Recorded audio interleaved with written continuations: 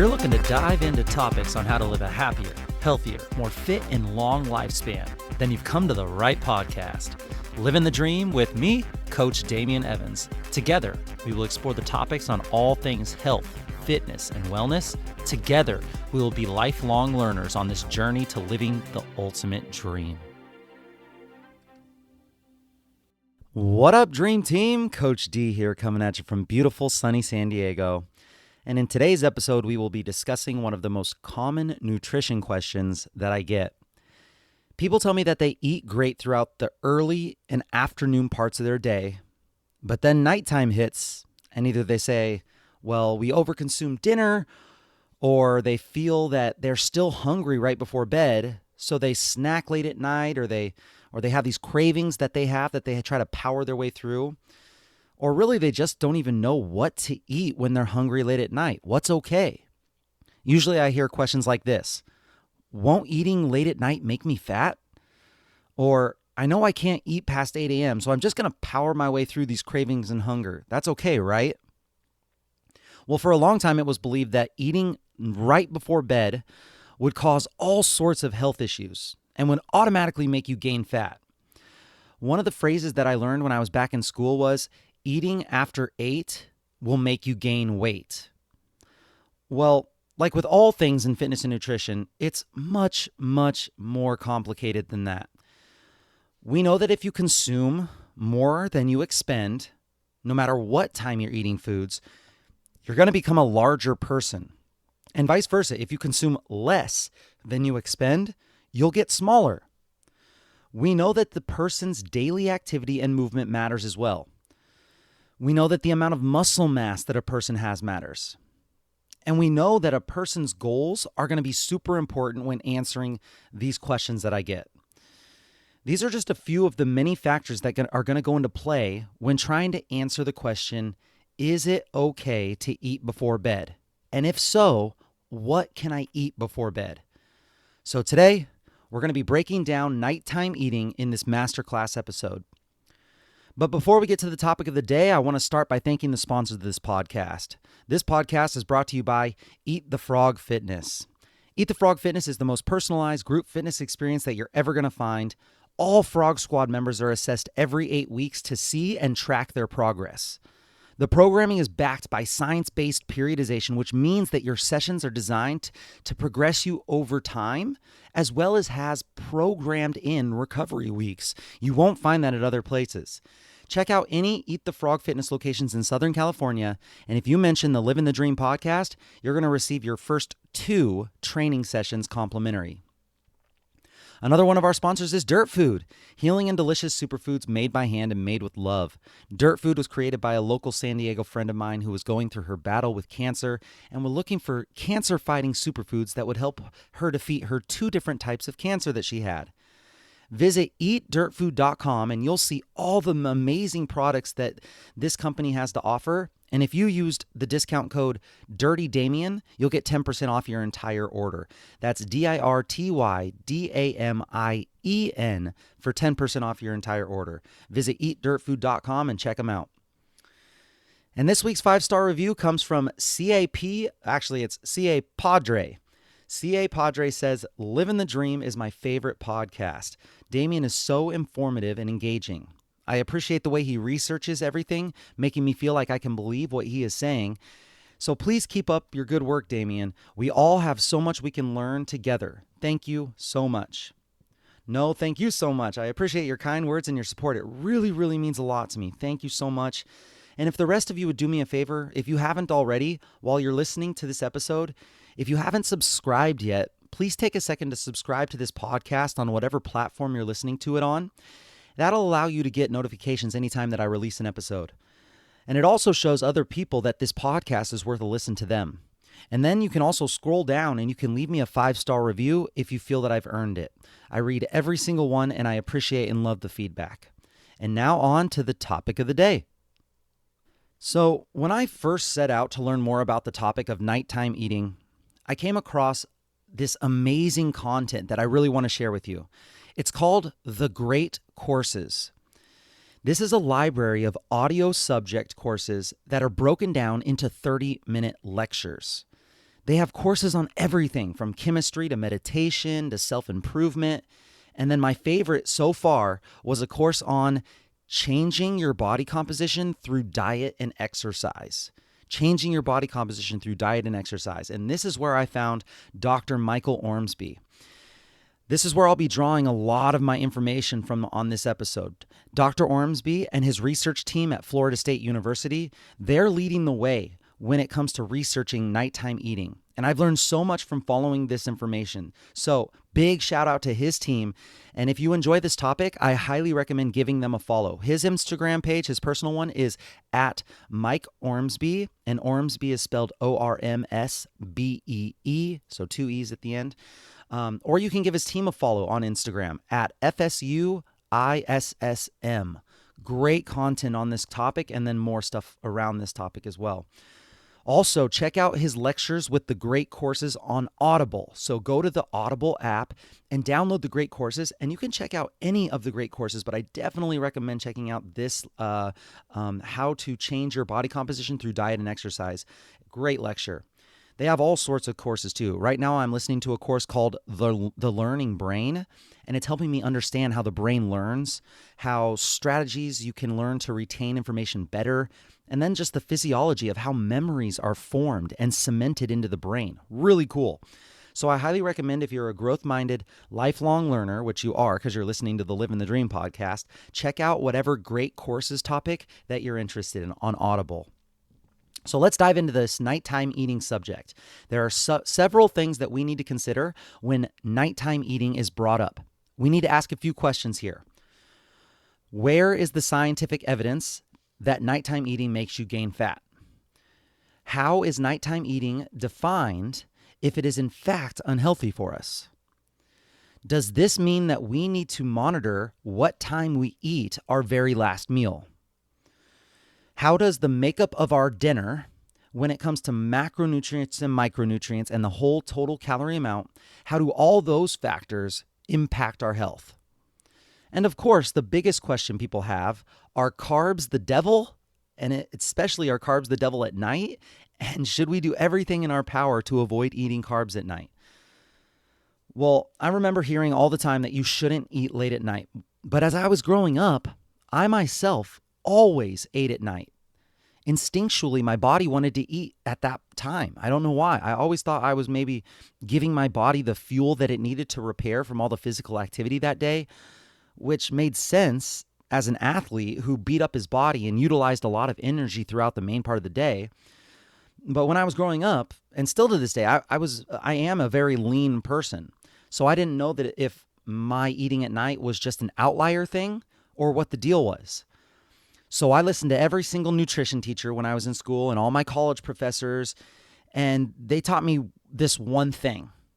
And I answered all their questions, how they wanted me to answer, and I took the tests and I did what they said. And then all while myself, I did something entirely different when it came to my own lifestyle regimen and my nutrition. Later on, I would instruct my personal training clients as well to be able to do what my professors and my nutrition teachers said. So it was more of a do as I say, not as I do type of thing here. And some of my clients had success with it, and some of them didn't. What I really couldn't figure out is all the athletes that I knew would eat at all times of the day, but more importantly, they would be drinking a protein shake or eating some sort of protein right before bed. Check this out. I even knew this one guy on the Oregon State basketball team who was super tall, really lanky, and really skinny. He was trying to gain weight so hard. He would set an alarm for 2 a.m. to wake up in the middle of the night and pound a protein shake and then just go right back to bed. Now, I definitely don't recommend doing this because we all know at this point in time how important sleep is to you and your goals and your recovery and all that stuff, just your overall health.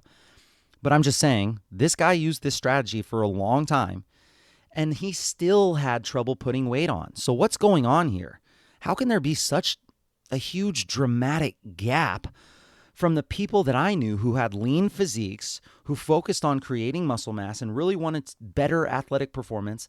How could those people who ate right before bed How could that gap be so big between the mainstream message that you shouldn't eat anything before bed? This is one of the reasons why the nutrition space frustrates me so much. There are so many mixed messages and different things work for different people. I'm always like, why can't it just be as easy as 1 + 1 = 2? Just a simple math equation. Well, the truth is, many things influence the message of not eating late at night, and we're going to do our best to cover a lot of them today. When talking about our daily and nightly behaviors as humans, it's really important to address our circadian rhythms and our circadian clocks. Your circadian timing regulates your physiology with the daily behaviors and your surrounding environment. So for many of us, our circadian clock, it keeps us awake and active during the main hours of the daylight, and then less active and more sleepy at night. Our circadian clock adjusts our physiology to coincide with these typical periods of activity and rest throughout the day. Because many of us are less active in the evening and the late night hours, and our clock is programmed to slow down our internal system at those times of day too. But does a less active system at night translate to a slower metabolism and then in turn fat gain if you eat food late at night? And the answer to that question is, of course, it depends. So let's break down some different topics when it comes to the body, the metabolism, and all that goes into the late night eating topic. So our first topic is, if we can dumb down what happens when we consume food, it essentially has two different fates in our body. Food is either stored for later use or it's burned for energy. You can go one of two ways. Since our biological clock slows down things late at night, it kind of seems obvious that the food that we eat late at night will more likely be stored rather than burned during this time. So let's go ahead and put 1 point for the people who say you shouldn't eat at night. Maybe. Let's look at another topic. Let's bookmark this one. The next topic is, when you eat carbs, we know that carbs are broken down into glucose, and that enters your blood. And when glucose is present in your bloodstream, that's when the hormone insulin is released so that it can get that blood sugar, that blood glucose into the cell and out of your bloodstream. This effectively lowers your blood glucose back to normal baseline numbers. So here's a potential strike 2 for eating late at night. Research shows that for the same amount of glucose, greater and greater and greater amounts of insulin are required to remove that glucose out of the blood during the night as compared to during the day. More insulin is needed to get that blood clear of glucose when it happens at night. And I have a feeling that it has to do with the movement slowing down late at night. So more insulin produced equals more storage. So that means more storage at night is compared to overstoring at day. Yikes. So if nighttime eating is done often, it could be a problem. If it's done not that often, then probably not likely a problem. If just it's a one-off, it's not that big of a deal. But repeated over time, chronically high insulin can lead to our cells' insulin receptors becoming insulin resistant, which can then possibly lead to future problems with your blood sugar, your glucose control, and we've already talked about the long-term chronic health issues that come from high blood sugar levels, which is essentially also an insulin issue. So let's go ahead and put 2 strikes for eating late at night. Let's go over some other issues while eating late at night. Research shows that energy costs of digesting and processing your food, which is also known as the thermic effect of food, this energy cost goes down at night. That means that if you eat the same exact meal for breakfast as you do for dinner, you'll have a lower energy expenditure in the evening. So think about eating 100 grams of protein for breakfast. You'll probably consume and metabolize 75 grams of that, 75%. 25% of it is going to go to breaking down that protein and metabolizing it. Whereas if you ate that same 100 grams of protein at night, maybe you're only getting, let's say 85 or 90% metabolized, and only 10% is going to be used to metabolize and break down. So that's not a good thing if we're looking to burn more calories during the day. Interestingly, we also don't feel as full when we eat towards the later part of the day. That means that there's a greater chance that we're going to overconsume food. So the same meal makes you feel more full in the morning than it does at night, which I never really thought about this until I heard Dr. Ormsby bring up a study that talked about this. And now I think about it all the time, and I'm very aware of it. When I wind down for my day, I eat that late night dinner. I'm like, why am I hungry 20 minutes after I just ate dinner? That doesn't make any sense. I would have been full if I had eaten this for lunch. One more point about nighttime digestion is that it takes longer for food that is eaten later in the day to be cleared from the stomach and shuttled into the intestines during the late night time. So to sum all that up, when we eat late at night, more insulin is needed. We feel less full, so we eat more. We have a slower digestion, and less energy is used to process and digest the food. Oh man, that's a lot. These points seem to show that our physiology lends itself to, when eating late at night, leading to storage more than burning for fuel. This may not be ideal for body composition goals. Do you see how with all of this science, how it could lead to everyone saying that eating late at night can make you gain fat? It all seems to point in that direction with all the stuff that we've just talked about. So based on this information, is nighttime eating the wrong time to eat? Well, if you're like me, when you heard all of this, you've probably formed your own hypothesis as well as what you think is the answer. But I just want to dive in a little bit deeper. A study was done on mice, and if you change the feeding time of mice so that they are fed a high-fat diet during the time when they're supposed to be asleep, as opposed to when they're normally awake, the mice gained fat. When you fed them when they're supposed to be sleeping instead of when they're normally awake, they gained fat. This looks like there may be the wrong time of the day to eat, for mice at least. But it's an interesting finding, but we realize that, hey, we are slightly different than mice, of course. So when someone says never trust a rat, that could be what they mean when they say never trust a rat. But I don't know. Maybe that's not what they're talking about. Anyway, do these findings in mice transfer to humans? Is there a wrong time of day for people to eat if they want to maintain or lose body fat? Well, check this out. Much of the scientific evidence that is cited for why we should not eat at night is based primarily on people who work the night shifts and jobs that provide service at like 24 hours, like hospitals.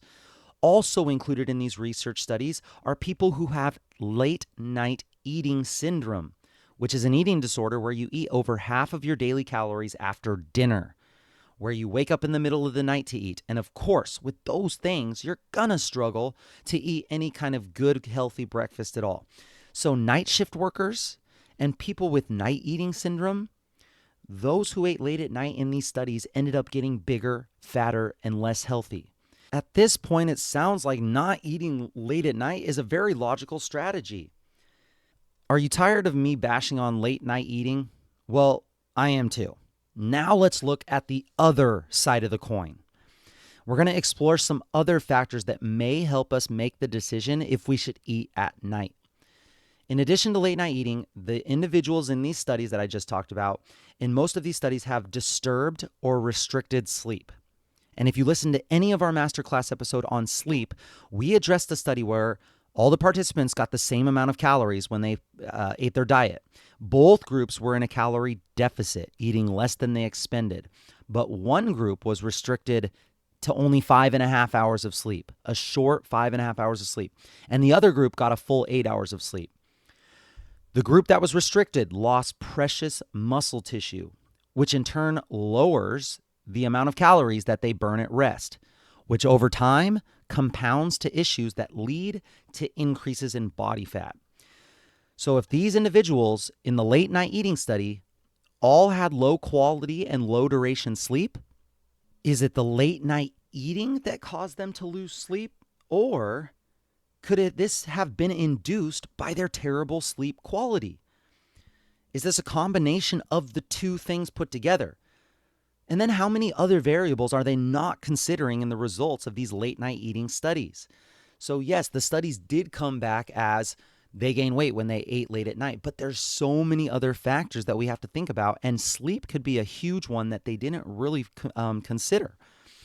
It makes sense to me that if you lose sleep and you're awake for more hours of the day, you'll have a much higher chance of simply consuming more calories, along with all the other metabolic and hormonal issues that may come with these two different factors.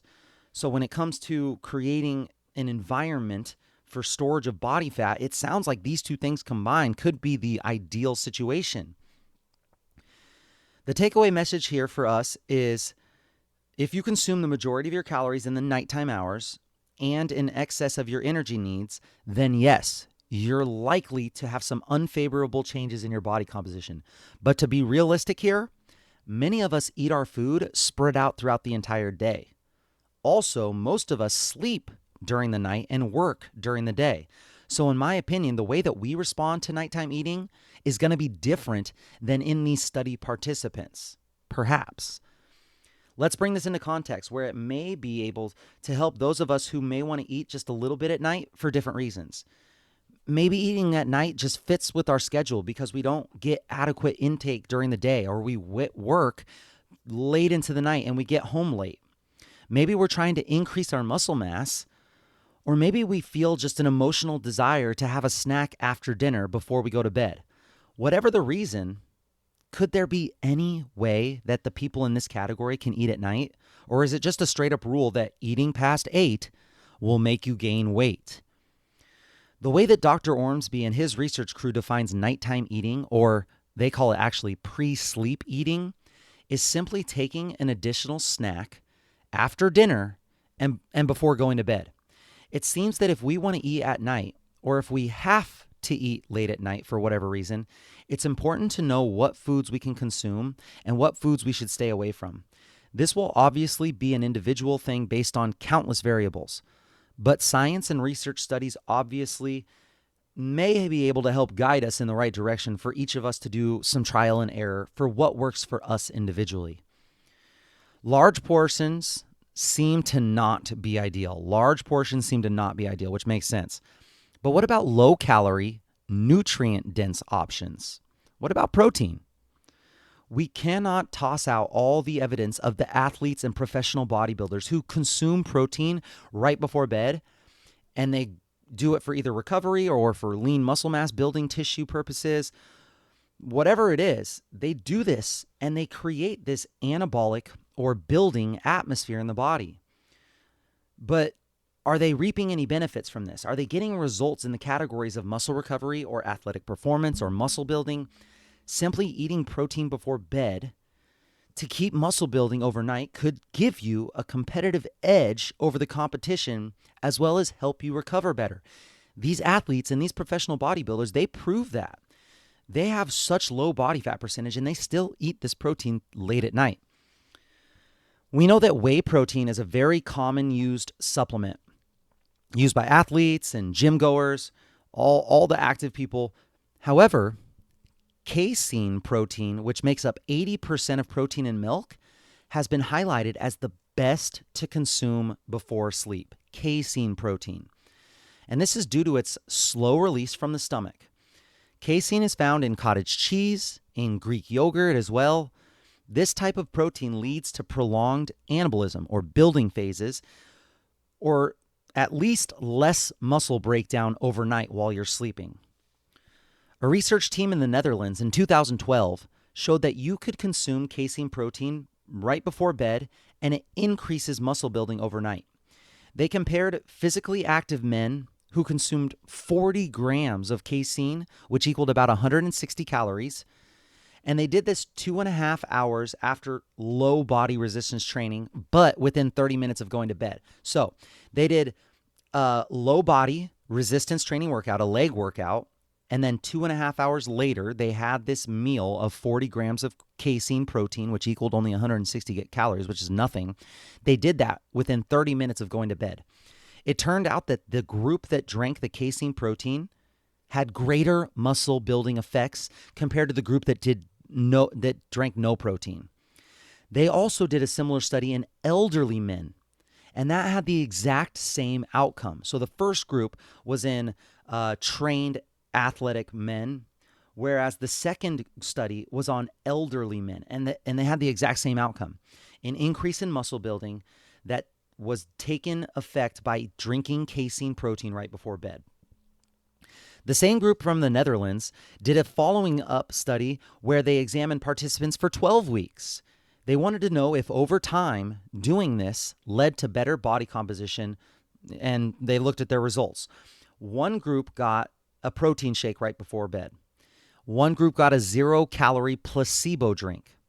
The group that got the protein and carbohydrate drink had greater increase in muscle fiber size, as well as strength increases as compared to the placebo group.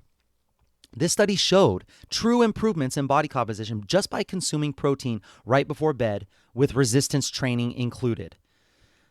There is a downside to this study. They didn't equate the total amount of protein per day between participants, which is not the best. That means that they don't know if every participant had the overall same amount of protein per day, which would have been a really interesting variable to have tracked, because was it the protein at night that had an effect, or was it just the simple fact that they consumed more protein over that entire period with that extra shake at night?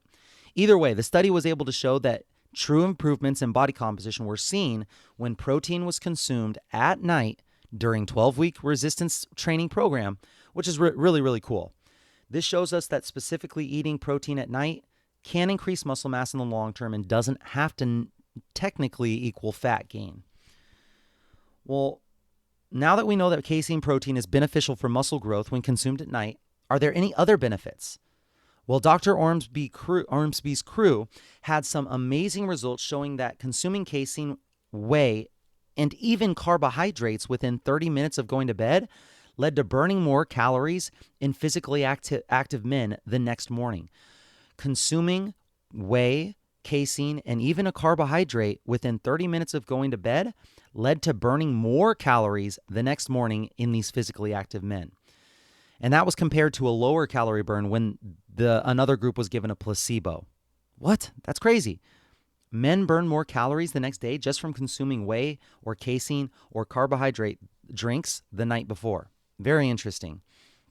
Check this out. They also found that the burning of fat was better when fit men drank either a placebo or a casein protein shake compared to when they were given whey protein or carbohydrates.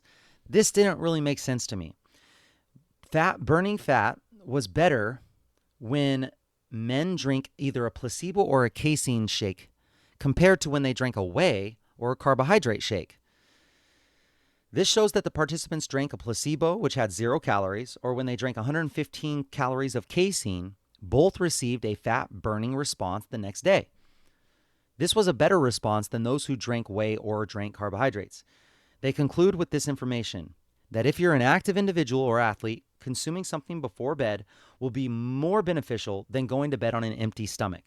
If you're looking to maximize your calorie burn, potentially, casein may also be better than whey, as casein seems to increase muscle growth overnight and may promote greater fat utilization. So, simply put, drinking small amounts of protein before bed seems to be beneficial for active people, but what about overweight or obese people who are looking to lose weight? Remember, the main reason to avoid nighttime eating was because we were told that if it will make you store calories rather than burn them. And that's to say, just to gain fat. Does this apply to eating specifically after dinner or before sleep? And you only eat small portions, does that matter? To answer this, a researching team provided a small, low-calorie, carbohydrate and protein meal in the form of cereal and milk to overweight and obese people. They gave them this cereal and milk 90 minutes after dinner. This is opposed to a high-calorie, high-fat meal, which these people were used to eating late at night. They usually ate a much higher calorie and a much higher fat meal after dinner. They did this every day for 4 weeks straight. They ate this cereal instead of their high-calorie, high-fat meal that they usually ate. What did they find? They found that the people that were compliant and just ate cereal before sleep, which was only 130 calories of food, ended up lowering the total number of calories that they consumed per day over the 4-week study. This led to an overall body weight loss in the particular study participants. Dr. Ormsby said that he guesses that this is because the participants knew that they were allowed to eat cereal at night, so they decided to eat less per meal during the day, and they decided to consume smaller servings. He also found that this prompted them to avoid going back for seconds during other meals of the day. Still, this is the only study to see nighttime feeding in a positive light for people who were not active or fit. So it was really cool finding. Dr. Ormsby and his research team wanted to search out some other results that may occur from nighttime eating. So they decided to do a small one-night study. I know that doesn't seem like very much or very large, but the findings were interesting, so hear me out on this. This study looked at what if participants consumed a small nighttime snack that was low in calorie and high in protein, just 150 to 160 calories of protein. So not the protein and carbohydrate cereal that the group got.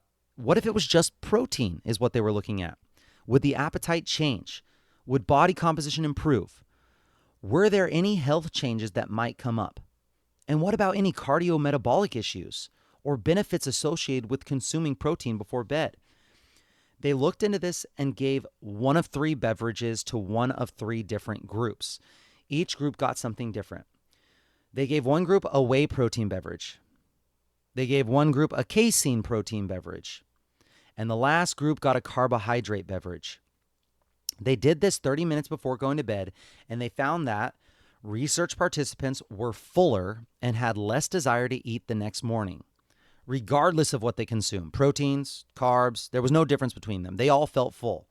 They were really excited about these results because they hypothesized that this would make, most likely, a decrease in the overall calorie amount consumed the next day, which this is the real issue of gaining fat. The real issue is calorie intake.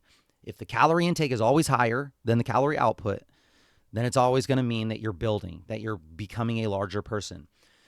If the participants had less desire to consume calories the following day, this was a good shot at decreasing total daily intake, allowing for a calorie deficit and hopefully fat loss in these overweight and obese individuals.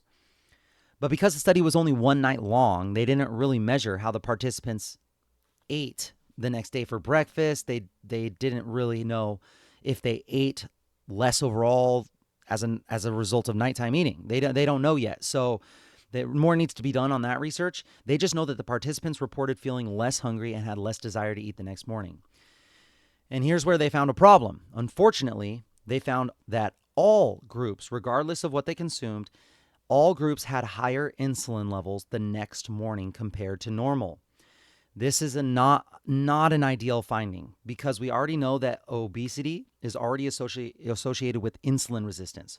Or to say in another way, lowered ability to use insulin that is produced in the body. They were definitely concerned that their insulin levels were higher in this study. So what is the obvious solution to this problem? If you guessed it, it's probably because you've listened to the masterclass episode we did on insulin and how to control insulin and how that might be the key to our fat loss goals. And the answer is exercise. Exercise training increases insulin sensitivity, so it would make sense that adding daily exercise over a long period may stop or reverse this short-term insulin resistance that comes from eating before bed in overweight and obese people. And that is what Dr. Ormsby found. When they carried out nighttime eating for 4 weeks straight and included 3 days a week of exercise training, insulin levels did not change from baseline. The problem is solved. Subjects could have their nighttime snack, could feel fuller, which is an advantage when you're trying to lower calorie intake, and with added exercise, their insulin levels stayed stable.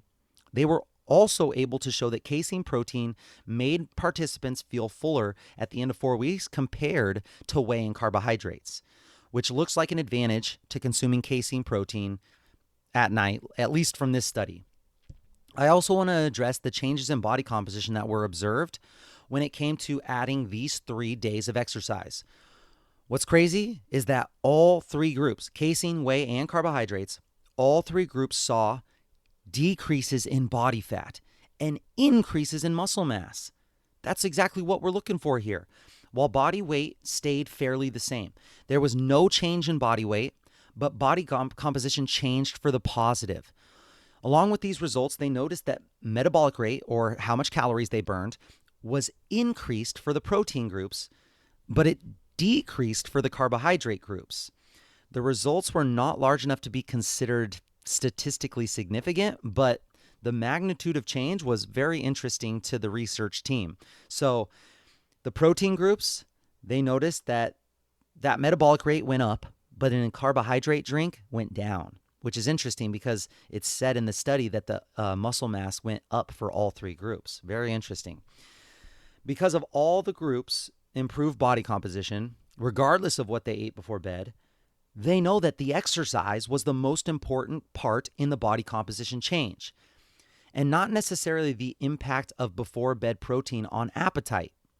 But the greater message here might be that despite having a 150 calorie snack, in this case in the form of protein or carbohydrate shake, body composition still improved with the exercise training. Yes, the women in this study did not gain weight or fat. It's amazing.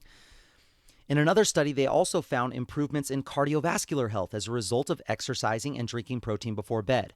This was in overweight and obese women. So it turns out that there may be some advantages to these small protein snacks late at night. We also know that increasing your protein in your diet is advantageous for body composition over the longer studies that they've seen. This nighttime addition of protein can help increase your overall total protein intake throughout the entire day. So it's another win for small protein snacks late at night. One takeaway here is the broad statement of don't eat past 8 is outdated. And it's based upon research that may not even apply to people like you. Remember the people in the study participants, they had all sorts of issues. Like they woke up late at night. They ate over half their calories late at night. So let's think about us. And it turns out that large meals that are very high in calories and eaten late at night, well, they don't seem to be tolerated as well as the same meal that is eaten earlier in the day. So the gist of everything that we've gone over thus far is that small protein-filled beverages consumed before sleep may have a number of advantages, particularly when paired with dynamic exercise training.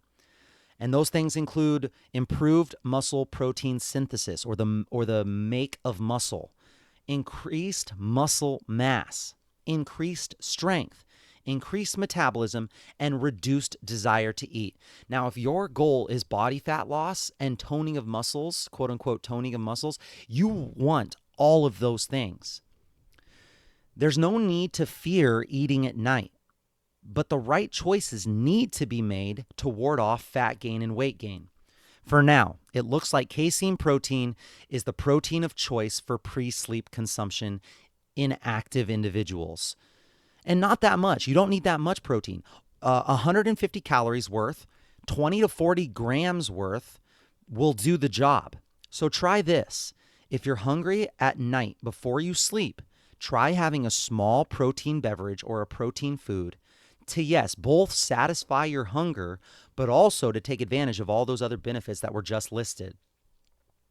And finally, to conclude this masterclass episode, I actually wanted to share a message straight from Dr. Ormsby himself. I reached out to him and asked him if he wanted to offer any insight that may help this Livin the Dream team, and I'm going to read his response. Dr. Ormsby said, "Thank you so much for the message. Love that you're doing a show on this, a much needed area to help explore and bust some myths. Our most recent paper was pretty neat." And then he included his paper, which I'll include in the links of this episode. It's labeled Saraceno et al. 2020 in the journal Nutrients. Anyway, he said, our most recent paper was pretty neat. It looked at plant versus animal protein.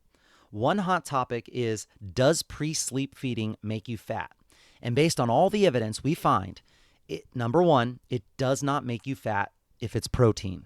Number two, total daily protein is the top priority. Nighttime feeding just adds ease to the total daily amount that you need to consume. Number three, it works best if you exercise in the evening and also take a pre-sleep protein drink. Now, if you're going to be doing super high intense exercise, you're going to want to have a little bit of a gap between that. But if you're just doing slow resistance training, more like hypertrophy for muscle building, then that's okay. Exercise in the evening and then take a pre-sleep protein drink. And then number 4, he said, as all scientists do, much more is needed to explore carbs and fats and, more realistically, quote, recovery, which we are doing right now in a large multi-university study using the Whoop strap. That's so cool. They're using a Whoop strap, and that's going to be kind of like my Oura ring. It tracks all sorts of logistics and data of athletes and all types of participants, and they can take a bunch of people, and they're doing this large multi-university study on exploring if carbs and fats are helping with recovery. Super cool. And then he concluded, my friend Luc von Loon and Jean Tromelin do a ton of research in this area too, so check them out. Hope this helps. Thanks. And I'm going to include all of this information in the notes of this episode. And one last time, just a special shout out to Dr. Ormsby and his team at Florida State University. Big shout out to them. Keep doing your thing. If you ever listen to this, you got some fans and we're all following. All right, Dream Team, that's it for today. Please share with me any knowledge, thoughts, or questions you may have on today's topic. I'll make sure to answer and discuss on the next episode. You can ask your questions in the comments section or message me on any of the social media platforms. Also, I would be so thankful if you shared this episode with any of your friends or family that may be able to benefit from today's podcast. I would love it if you could do me a solid and screenshot this podcast and share it on your social media platforms and just write one takeaway, one aha moment that you got from this episode. This will help me know what's really valuable to you, and so I can keep the good information coming. And it also lets your network know if this podcast is worth a listen to them. Thank you so much for listening and learning here with us on the Livin the Dream podcast. We are so grateful for you being a part of this lifelong learning journey. If you have any topics you'd like to discuss, please let us know in the comments or by messaging me on Instagram at CoachDamian_SD. Be kind to someone today. Smile at someone today and leave every person you come into contact with better than before. Until next time, friends, keep living the dream.